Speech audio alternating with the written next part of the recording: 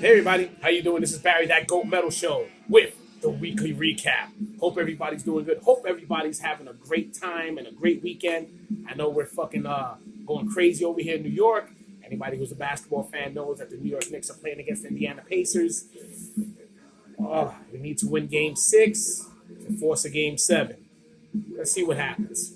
All right, but anyway, I hope everybody's been doing well. I hope everybody's been checking out all that great footage that silent producer Rich has been putting out from the Death Metal Maryland Death Fest. He's been putting some great food, been getting some great response, some new fans, and it's just been fucking awesome. I want to thank everybody who's been the new subscribers, people who's been commenting, even some of the negative comments that have been there. I mean, there were some people there who didn't like, I guess, some of the bands that were on Maryland Death Fest. But hey, to each his own, right? But thank you for checking in and thank you for liking and subscribing. Truly appreciate it. Let's get to the news. All right. Ice Nine Kills. All right. If anybody's aware of Ice Nine Kills, they're a band that basically they do a lot of stuff with horror, from horror movies and stuff like that. Heard a couple of their stuff. It's okay. You know, it's not something that I'm like a big, you know, like I want to go run and get their albums. Maybe one or two songs. I think it's pretty cool. Yeah, not too bad. All right. But Ice Nine Kills is accused of using AI for a merch sale promo. All right, let me just read what they had over in the story. So Ice Nine Kills was facing backlash from after fans accused them of using AI to promote a Memorial Day merch sale on social media. The band's Instagram story featured an image of Freddy Krueger and Jason grilling together alongside a link to their merch shop labeled Chop Here. While it hasn't been confirmed whether the image was created using AI, many fans suspect it is and have expressed disappointment. The use of AI-generated art by musicians has been a controversial issue in recent years, with growing calls for bands to support real artists and creatives instead. As of now, Ice Nine Kills have not responded to the accusations, and the Instagram story remains live. Yeah, look, you know, everybody has their little thing about AI. I mean, look, it can be done tastefully, you know, here and there for certain things, but once you start using it as a source of everything, I don't know, man. I'd still rather stick to, getting people who do old school art, man. Like, look at this from Need for War Now, man. You know, something cool. You know, I mean, you know, you just want to have some good art when you're buying stuff. You know, I mean, it is what it is. But who knows? We'll see what the next thing comes along. I'm sure there'll be another episode. All right. Then we have over here Download Festival is under fire due to trans toilet policy. Festival issues a statement. All right. At the heart of Download is acceptance. We stand with all members of our community and want everyone to feel safe, supported, and welcome at the festival. We want to reassure all our customers that at Download, the majority of toilets will be gender neutral and available to all. There will also be single-sex toilets provided. Download Festival has always been on the remains for everyone. Has always been and remains for everyone. We sincerely apologize that a previous communication on this was not clear. We're looking forward to seeing you at Download this year. Download, what the fuck are you doing? Yeah, that was ridiculous. You know what you do now? This is what you do. Fuck having good toilets. Get porta potties for everybody. Fuck that shit. You guys, I don't get it. You bend to these fucking things. Are you kidding me? Ridiculous. Fucking ridiculous. You know, you got to go and fucking bend to the mob because they're complaining about fucking toilets. Get the fuck out of here.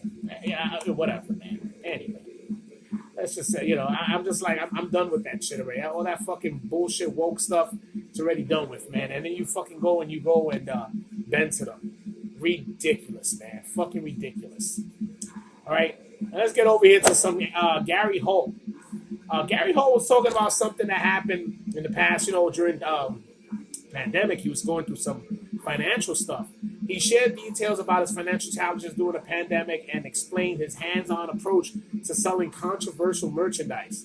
This is what he said. There are times like during the pandemic, shit got tough. I mean, I sell Kill the Kardashian shirts, Holt explained. When I sell them, I mean, I fucking sell them.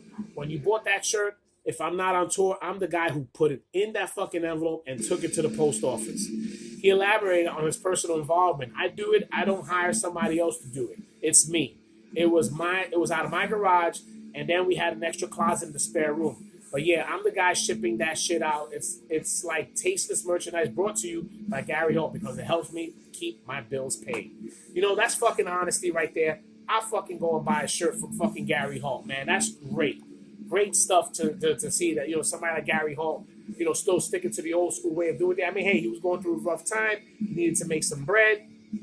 He did what he had to do. All right. Now, we're going to go on to some metal bochinche. All right. Billy Milano. Scott Ian is a soulless piece of shit, and Charlie Benante is an evil fucking woman. Okay. Yeah, that's some shit right there, man. All right, let's go over it. In a blistering new interview with Rob's Metalworks, Billy Milano, the outspoken frontman of crossover thrash pioneers SOD and current frontman of MOD, has launched a scratching attack on his former bandmates, particularly Anthrax mainstays Scott Ian and Charlie Benante. As SOD marks his 40th anniversary, Milano claims it's time to expose what he describes as decades of unethical business, creative theft, and profound personal disrespect. Milano even confirmed that legal action is underway to reclaim what he insists is rightfully his. And bassist Danny Lilkers. Milano's grievance traced back to SOD's formation in 1985. Despite the band's legendary status, Milano claims the collaboration with Ian and Benante was fraught from the start. We only did 3 shows, and then I was like, you know, these guys are assholes, he recalled, as transcribed by Metal Stop. Singling out Scott and Charlie as the main culprits, according to Milano, their self-serving behavior was evident only on from creative issues to financial dealings. Wow, that is fucking crazy. Crazy. So we're talking about 40 years.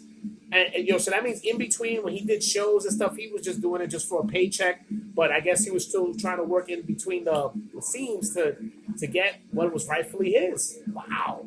Oh, I guess we'll see what the fuck else is going to come on around there. All right, guys, that's pretty much all I got right now. I'm going to send it over to Rich, silent producer. I know he's got some stuff for us. Take it over, Rich. Tone Joker's pick of the week is Sargist, Finnish black metal with Flame Within Flame. In new releases this week, Wormrot from Singapore with grindcore TNT, their latest live album. In show announcements, Back from the Dead 5 will take place at The Meadows in Brooklyn, New York, with 2 stages and an after party at Duff's Alcohol Abuse Center on September the 13th. Sunday, June 1st, at Transpeco in Ridgewood, Queens, Haggis, Bowel Erosion, and more live. The first round of bands have been announced for the MDF 2026 Fest, featuring Death Angel Act 3 set, Infernal Overkill set from Destruction, Old School Grave Corpse set, Cephalotripsy, The Crown, God Dethroned, Putridity, Hell Butcher, Wrath Prayer, Torso Fuck, and many more. October 26th, the Carnival of Death tour with Vader, Cataclysm, and special guests Malevolent Creation and Skeletal Remains at the Brooklyn Monarch.